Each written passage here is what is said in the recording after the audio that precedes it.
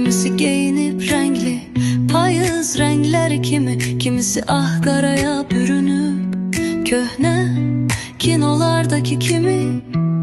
Kiminin ağarıp saçı, kiminin kızarıp teli. Biri cibindədir 50, hiç izlemir gündemi. Kimi saatine bakır, gecikir deyəsən işe. Kimi bir yere tələsmir, düşməyibdi təşvişə. Kimisi sıxıb saxlayıb əlindəki çantanı. Kimisi göğe baxır, sanki axtarır Allah'ı.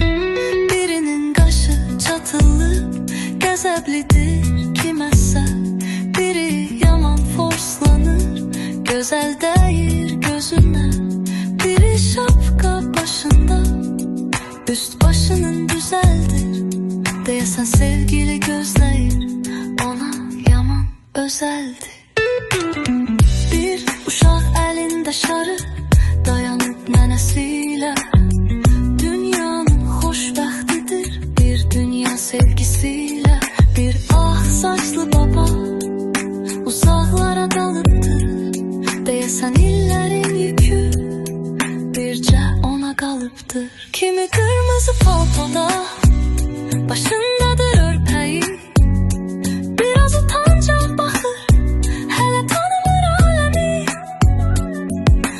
Bir dayanacak adam görürəm, her biri bir nağılın qəhrəmanı. Kimi arzuları düşünür, kimi xatirələrdə itirib zamanı.